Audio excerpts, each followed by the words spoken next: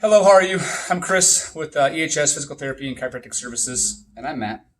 Hey, we want to talk to you about the prevalence of a piriformis syndrome. So it's common. A lot of the videos that you'll see will say, it's quite often or quite possible, or it's very common for pain that runs down here. I'm going to turn this down this way a little bit. Can you get that for me, Matt? Yep. So pain that runs from the back, into this buttock area and down the leg is commonly referred to as that kind of garbage pail term that we call sciatica, right?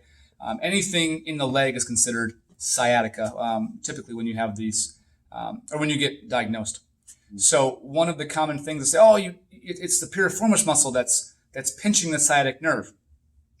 Probably not.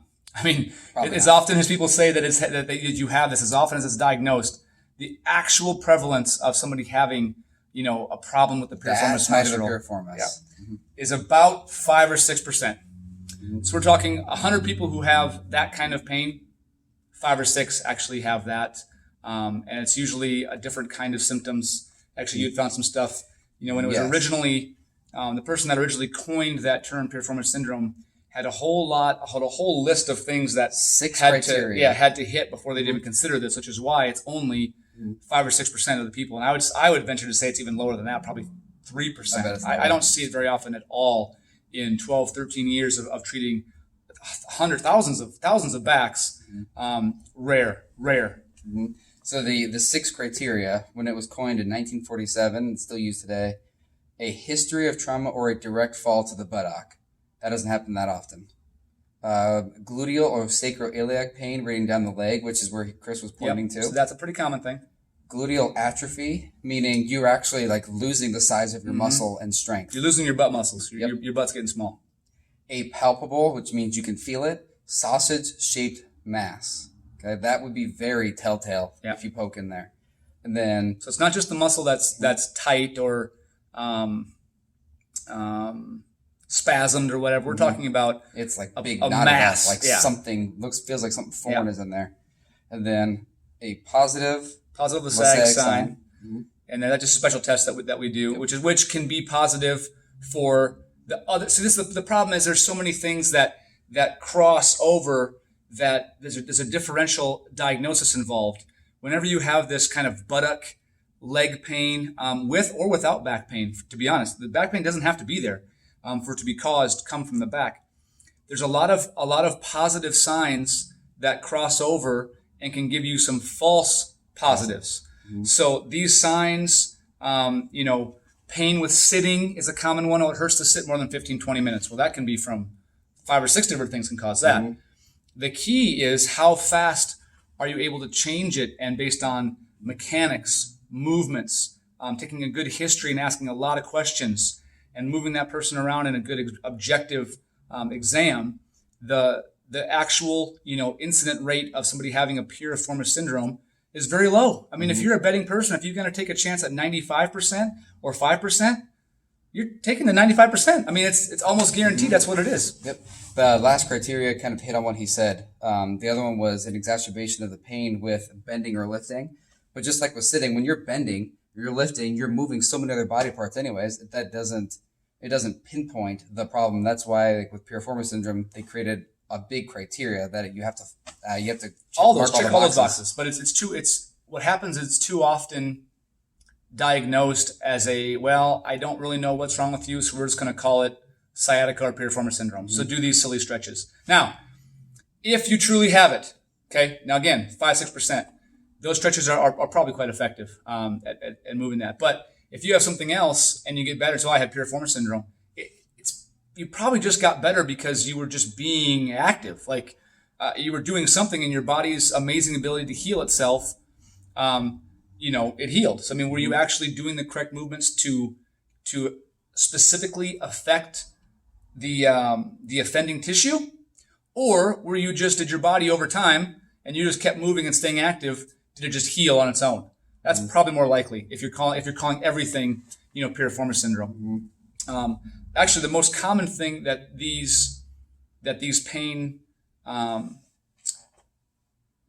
produces this kind of pain down into the leg and buttock is typically in the lumbar spine, higher up, not in the piriformis muscle that crosses across the Here, show me how the piriformis is it's a very small muscle. It's not big. There's this little external rotator of the hip right through here.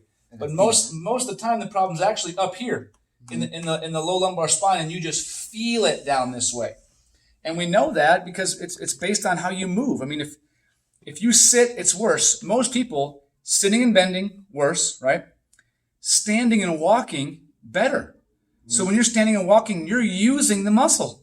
So if the muscle was bad, it should hurt you to stand and walk. It should be like, because the constant like, it should keep you're contracting compressing on that. But most people feel better when they stand and walk, and they feel worse when they're inactive and they sit and slouch. When actually the muscle's relaxed. You're just sitting there slumped in a chair. And so most of the time what we need to do is actually assess the lumbar. You have to assess the lumbar spine first. The vast majority of this kind of pain will be there. You'll find the answers there. You can only consider piriformis after you've thoroughly moved and assessed the lumbar spine. And it's as a second, like I've tried everything else. And really that's the way you can, the only way you can really be sure of a piriformis is you have to say, well, I've done everything else. This is looking likely, but you can't go there from the very first visit. Nope. Because it's, like I said, 5%. It's just not going to be there very often at all. So you have to do everything else that it could possibly be. And if you strike out on all the rest of those, you're like, okay, I might consider this. But it's not something you're going to go to on day one. And if someone tells you have piriformis syndrome from a 4-minute doctor's visit, you go in, you sit down, you see my butt hurts and my leg hurts, and then, oh, you have piriformis syndrome. Holy shit, that's absolute bullshit. Like, there's no way you can describe, unless you think that you're so good that you can be right, 5 out of 100 times. And that math just doesn't work. I mean, I'm much more likely to say go with the 95% rather than the 5%. So let's show what we would probably do to assess here. Just kind of move into, I'm going to hold this back and kind of move into flexion and extension. Yep. Let's just do it standing first. Yep. Okay. So first you'd want to bend forward and standing first and see what you feel. Does that increase the pain down into the leg or the buttock, or does it decrease it? There's a big difference there depending on how you feel. And you got to do that, more than one time to see what's actually changing net result, what's changing, not just. And really pay attention to your back too, because if you're coming up and all of a sudden you start to feel stiff in your back, that's something we really need to be aware of. Mechanics, very important. Yeah, or bend forward and only go so far, and you're like, I just can't go any further. Or bend backwards and you feel like, oh, I just can't go any further, I feel stuck. Well, the muscle in your butt's not going to make your bones feel stuck. Not moving at all. If you have mechanical loss or obstruction to movement, which is most people do when they have this problem. Honestly, that's this vast majority of people have some kind of obstruction. When the pain is worse, they actually have bigger loss of motion. That's not your muscle. Muscles don't all of a sudden just like poof get tight and then poof they get looser in a couple days. Then bend backwards one time. So then you got to test into extension and see, what do you feel? Where's your motion? Are you locked up? Or can you move and it actually changes the pain in your leg? Is it better? Is it worse? Okay, that's a big key. If it's less pain in the leg and more in the back, probably a good sign. If it's more pain into the back of the leg or below the knee calf, but then no worse when you come back up and it kind of stays the same, that's a yellow light. It's not wrong yet. It's not worse. Worse is actually when the pain remains worse in the leg.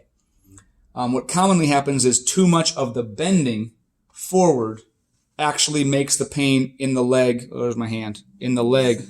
Like, oh, there we go. In the leg, worse. And it remains worse. And you feel stiffer. So what we would do, more than likely, probably 80% of people are going to be able to use this movement right here. A combination of laying flat and then pushing the chest and shoulders up, up, up, up. But in this case, keeping the butt muscles, the glutes, completely relaxed. You're not using that piriformis muscle. You're moving the lumbar spine right in there. You're moving those bones, and more than likely, it will change that pain in the leg, for better or worse. I mean, it just gives your clinician, your physical therapist, or chiropractor, or whoever you're seeing that's taking care of this, valuable information on how to change that problem. Okay. This does nothing to the piriformis. Yeah, the muscle here is like completely like it's relaxed. There's no like, so when he's up, it's completely passive, very relaxed, and when he comes down, it's completely passive. We're not moving anything in the glutes or the buttock muscle, and this is the one that is gonna reveal many more answers than the couple of classic piriformis stretches that so many videos out there have that show that this will solve your back pain. It may, like I said, only in 5% of problems, and I'm much more interested in the 95% of people who have something different. And like I said, I would contend that if they get better by doing those other stretches, it's merely because you're just buying time. You're just staying active, and the body just heals itself. You're not actually affecting any kind of tissue whatsoever. For anybody that doesn't have the upper body strength or maybe other past injuries where they just don't have the ability to press up. Yeah, good point. You can go from your hands and knees and drop your hips. And just let that sag in far. Yep. And if you're someone that you do move really far, you can change your hand position more underneath, like to your lower ribs. And that'll get you up higher. As high as you can, let the hips be as passive and sag down as far as you can. This is not an exercise. There's no muscles involved here where all the other things like, you got to do core exercise things and all these other stretches. This is just moving the low back bones, the spinal bones into extension, trying to figure out if there's a disc or a soft tissue problem, what we would call derangement, something taking up space it's not supposed to be in. And when those things take up space they're not supposed to be in, they commonly cause pain it can be in the back, it can be in the butt, it can be down the leg in the hamstring, it can be in the calf, it can be in your quad, it can be the front part of your leg. It can be your heel. We've seen people that just have heel pain that you do this and it goes away. They don't have a strain like Achilles tendonitis or a calf strain. Had someone, it was just tingling, not even pain, just a constant really bad tingling into the ankle. Mm-hmm. And then doing this got rid of it. Yeah. Yep. I mean, you got to go with the ones that are the most common. I mean, if you're look for horses, not for unicorns. I mean, there's going to be so many more horses than there are unicorns. The ones that say that, you have piriformis. If people are diagnosing that more than a couple times a year, it's way overdiagnosed. Same with sciatica. Sciatica doesn't mean anything. It just means pain in the leg. What does that, what does that tell you? If you also notice that this actually does increase your pain too much, then you can just prop up like this and just hold it. See if it starts to creep and kind of pull back up the leg. It should get less down here and feel like it's getting maybe a little bit more in the buttock or hip buttock or low back. That's actually a positive sign. That's good. Keep going. You've got the right track if that's the case. All right, that's a quick little education video on the differences between, well, not differences, just the insanity of people saying that you have Piriformis Syndrome when in reality you probably don't. I mean, unless you're, like I said, some kind of ultra marathoner, long distance runner that uses those muscles all the time, or you had the other 6 things that we talked about with a fall and the atrophy, and you could feel a big knot in there. You don't. You don't have that. You probably have a low back or a mechanical problem in the lumbar spine that's easily resolved with repeated movements and just general exercise. I mean, most of these things will go away on their own, to be honest. So have faith. You guys are doing great. You'll get this. Don't get hung up on having a specific diagnosis like, I got the bad piriformis, I got the bad disc, or I got the hip, bursitis. Don't worry about those diagnoses. Just get moving, pick a direction, and let us know how it goes. Thanks.